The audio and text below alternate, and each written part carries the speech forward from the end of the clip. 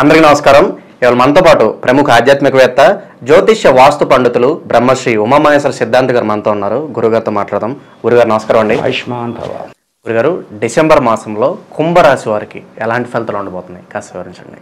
కుంభరాశి వారికి October, November, September కూడా మధ్యమతమైన ఫలితములు పొంది ఉన్నారు. యోగదాయకమైన స్థితిలో ఉన్నది. అలాగని చెప్పి నష్టపోయారా? ఎక్కడ నష్టపోలేదు. అలాగని చెప్పేసి సుఖ సంతోష ఆనందదాయకమైన పరిస్థితులు పొందారా? అది జరగలేదు. మధ్యమంగా వెళ్ళింది. అయితే ఈ యొక్క డిసెంబర్ నెలలో క్రోధినామ సంవత్సరం, క్రోధి అనగానే క్రోధానికి సంబంధించింది. కుంభము అంటే ఏమిటి? కలశం, కుండ. కలశం అనగా ముందు కుండ అంటారు. ఇది జగత విధానానికి సంబంధించింది. శని అధిపతి. కుంభరాశిలోనే శని ఉన్నాడు. శని మీద ఎవరి దృష్టి ఉంది? శత్రుగ్రహమైన కుజుని దృష్టి ఉంది. అష్టమ దృష్టి పడింది. అంటే శని కుజులిద్దరు శత్రువు. వీళ్ళిద్దరి మధ్యన పచ్చగడ్డెద్ది బొగ్గుమని ఉండద్ది. అంతర్శత్రుత్వం ఉంది ఈ కుంభరాశి వారికి. అయితే గుంభనంగా కనపడుతున్నారు. వీళ్ళకి కోపం అధికమైపోతుంది.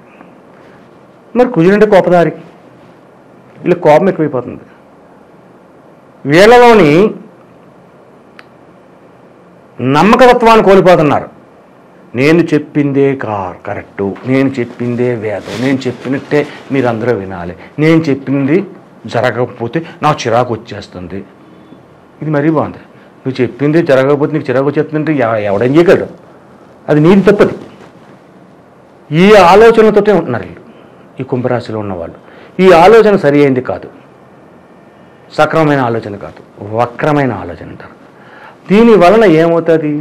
కుటుంబ సభ్యుల మధ్య పోరు వస్తుంది, గొడవలు పడతారు. బయటవాడితో గొడవ పడతలేదు, కుటుంబ సభ్యులతో గొడవ పడుతున్నారు. అన్నదమ్ములు ఉంటారు, అక్కచెల్లెలు ఉంటారు, ఎంత గొడవ పడుతున్నారు. దానివల్ల ఏమవుతుంది? చికాకు పడతారు. కుటుంబంలో అనేక రకమైన ఇబ్బందులకు గురవుతూ ఉంటారు.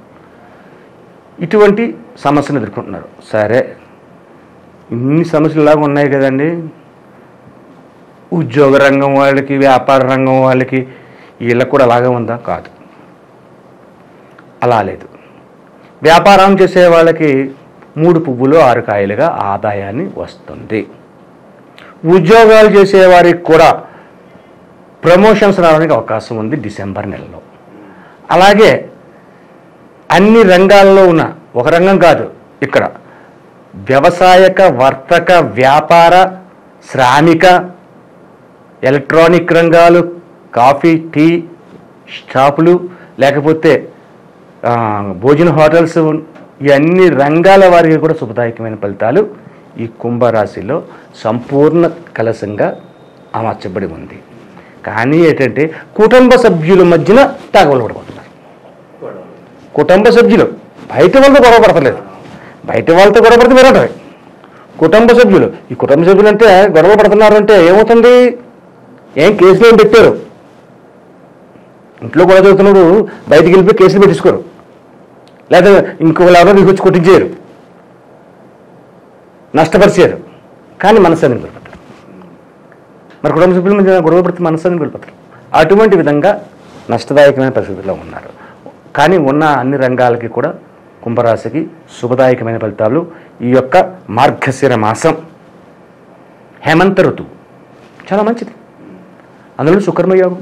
గురుగారు, వివాహ సంబంధ ప్రయత్నాలు ఫలించే అవకాశం ఉందంట. డిసెంబర్ నెలలో కుంభరాశి వారికి ఫలిస్తుంది. మకర రాశి వారికి ఫలించలేదు, కుంభరాశి వారికి ఫలిస్తుంది. ఎందుకంటే కుంభరాశి మీద శత్రువైన కుజగ్రహం ఉన్న కుజుని నీచ స్థానంలో ఉన్నాడు కాబట్టి కుజుని యొక్క దోషపూరితమైనది తొలగుతుంది డిసెంబర్ నెలలో. ఆ రకమైనటువంటి ఫలితాలు లాభిస్తాయి. వివాహాలు చేయగలుగుతారు. వివాహాలు కాని వారికి వివాహాలు అవుతాయి. విదేశాలకు వెళ్ళే వారికి కావచ్చు, ఏదన్నా ఇల్లు కానీ స్థలాలు కానీ కొనుక్కునే వారికి ఇది సరైన సమయం అంటారు. విదేశాలకు లాభదాయకమైన పరిస్థితిని పొందుతున్నారు విదేశాలకి. కానీ ఈ నెల మాసము యందు ఈ కుంభరాశి వారు స్థలములు కొనరాదు, పొలములు కొనరాదు, అపార్ట్మెంట్ల జోలికి వెళ్ళరాదు, నష్టపోతారు. భూమికి సంబంధించిన భూపాత పుత్రుడైన వాడు ఎవరు? కుజుడు. కుజుడు ఎక్కడున్నాడు? నీచ స్థానంలో ఉన్నాడు. ఈ కుంభరాశి మీద కుజుని దృష్టి పడింది. వీళ్ళు వెల్లడి పనులు చేస్తే మరి నష్టం కాదు లాభం వస్తుందని చెప్పేసి ఎవరు చెప్పగలరు? ధరణీ గర్భ సంభూతం విద్యుత్కాంత సమప్రభం శక్తిత్వం అని మనం చదువుకుంటున్నాం. భూమాత కుమారుడు, భూమికి సంబంధించింది అయింది. ఆయన నీచులో ఉన్నాడా? ఆయన నీచులో ఉండి ఈ శనిని చూస్తున్నాడా? కాబట్టి ఈ యొక్క కుంభరాశి వారు ఏ పనులు చేసినా లాభదాయకంగా ఉంది కదా అని ఈ పని చేయకూడదు, కొనకూడదు, నష్టపోతారు. ఆరోగ్యపరంగా ఎలా ఉండబోతుంది? అలాగే వీళ్ళు అనుకోని ప్రయాణాలు, విహారయాత్రలు వీటికి ఏమైనా ఆస్కారంగా అనిపిస్తుందా? విహారయాత్రలే లేవు వీళ్ళకి, కుంభరాశి వారికి. ఇప్పుడు ఈ నెలలో వివాహాలు చేస్తారు. వివాహాలు చేసిన యాత్రా ఫలితమైన ఫలితం వస్తారు. అంటే చాలామంది మేము పెళ్ళైతే అన్నవరం సత్యనారాయణమూర్తి స్వామి కొండకి పంపిస్తాను, లేకపోతే విజయవాడ దుర్గమ్మ దగ్గరికి జంటను పంపిస్తాను పెళ్లి బట్టలతో అన్నాడు. అది ఒక యాత్రే. అటువంటివి జరుగుతాయి, అటువంటి యాత్రలు జరుగుతాయి. శుభదాయకమైన ఫలితాలు పొందుతున్నారు, వివాహాలు చేయగలుగుతారు. అలా గురుగారు, స్టాక్ మార్కెట్లోను రియల్ ఎస్టేట్లోను పెట్టుబడి పెట్టేవారికి ఏమైనా సూచనలు ఉన్నాయా ఈ మాసంలో? శని భగవానుడు రియల్ ఎస్టేట్కి సంబంధించిన వాడే. స్టాక్ మార్కెట్ని పక్కనట్టు రియల్ ఎస్టేట్కి సంబంధించిన, స్టాక్ మార్కెట్కి సంబంధించిన బుధుడు, రియల్ ఎస్టేట్కి సంబంధించింది శని. రియల్ ఎస్టేట్ చేయండి పాతగా ఉన్నది ఏదైతే చేస్తున్నారో రియల్ ఎస్టేట్లో ఉండి పాతగా గత నెల అంతకు ముందు నెల ఉన్నాయి ఉంటాయి కదా, అవి చేసుకుంటే వెళ్ళాలి.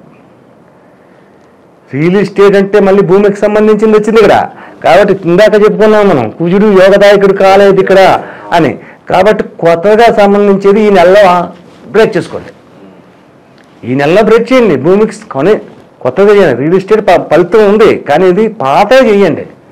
అది సంపూర్ణంగా అయిపోయినది ఇంకా సెప్టెంబర్ అక్టోబర్ నవంబర్ అవ్వలేదు, ఇంకా అవ్వాలి. అయిన తర్వాత డిసెంబర్లోకి రావాలి. డిసెంబర్కి కొద్దిగా ఆఫ్ చేయండి, జాన్యువరిలో పెట్టుకుంటారు, అప్పుడు మారిపోతుంది. గురుగారు, ఇంకా మెరుగైన ఫలితాలు పొందడానికి కుంభరాశి వారు ఎటువంటి పరిహారాలు చేసుకుంటే బాగుంటుందంటారు? కుంభరాశి వారికి కూడా శనితత్వ విధానానికి సంబంధించిన భగవానుడు కాబట్టి కుంభరాశి, అలాగే శివతత్వ విధానాన్ని అవలంబించాలి. శివుని తత్వాన్ని అవలంబించాలి అంటే ఏం చెయ్యాలి? మార్గశిర మాసం, మార్గశిర మాసంలోని ఒక ఉసిరి చెట్టు దగ్గరికి వెళ్ళండి. ఉసిరి చెట్టు దగ్గరికి వెళ్ళి ఏ రోజు వెళ్ళాలి? శనివారం నాడు వెళ్ళాలి. శనివారం నాడు ఉదయాన్నే లేవండి, ఈశ్వరుడికి అభిషేకం, శనివారం అభిషేకం చేయించండి. ఈశ్వరతత్వంలోని అభిషేకం చేయించిన తర్వాత సాయం సంధ్యా సమయంలోని ఉసిరి చెట్టు కానీ రావి చెట్టు కానీ ఎక్కడుందో వెతకండి. ఆ రావి చెట్టు దగ్గరికి వెళ్ళండి, లేకపోతే ఉసిరి చెట్టు దగ్గరికి వెళ్ళండి. శుభ్రంగా ఉసిరికాయలు ఒక 18 ఉసిరికాయలు తీసుకోండి. 18 ఉసిరికాయలు తీసుకుని ఉంటారు. మార్గశిర మాసం ఉసిరి దొరుకుతుంది. పైన బ్లేడ్ చెక్కండి, కింద కొంచెం చెక్కండి. అంటే రౌండ్ తిరుగుతుంటే దొల్లిపోద్ది. కింద చెక్కండి, ఆ పైన చెక్కిందంటే గుట్ట చేయండి ఆ చాకుతోటి కొద్దిగా ఆ ఉసిరిని. ఇలాగ 18 కాయలు చేయండి, ప్రమిదల కింద తయారవుతాయి. ఈ 18 వాటిలోని ఆవు నెయ్యి పోయండి. ఆవు నెయ్యి పోసి పువ్వొత్తి పెట్టండి. శుభ్రంగా ఉసిరి చెట్టు కింద ముగ్గు శుభ్రపరిచి ఏదో ముగ్గు వేయండి, అష్టదళ పద్మము లేదా ఇంకోటో. ఈ 18 కాయలని అలాగా పేర్చండి. 6 కాయలు చెప్పి 3 లైన్లు పెట్టండి. 3 6 18 సరిపోయింది కదా. 6 కాయలు చెప్పి ఒక లైన్ పెట్టండి. శివతత్వానికి అడ్డం కాబట్టి అడ్డంగా పెట్టండి, నిలువు కాదు, అడ్డంగా పెట్టండి. అడ్డంగా పెట్టి అందులోని ఆవునెత్తితోటి తడిపిన పువ్వుతుని వేసి అవి అగరబత్తితోటి వెలిగించండి.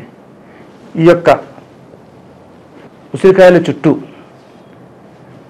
నీలం పువ్వులు కానీ దొరికితే మంచిది. నీలం పువ్వులు ఉంటాయి, అవి శంఖ పువ్వులే అంటారు అట్ల పేరు. ఆ నీలం పువ్వులు అన్నీ దాని చుట్టూ పెట్టండి. శుభ్రంగా మధ్య మధ్యలో చామంతులు కూడా పెట్టండి. అలంకరణ చేయండి. అలంకరణ చేసి ఆ ఒత్తులు వెలిగించండి. శుభ్రంగా కూర్చుని భార్యాభర్తల దగ్గర కూర్చుని ఒత్తులు వెలిగించి అక్కడ శుభ్రంగా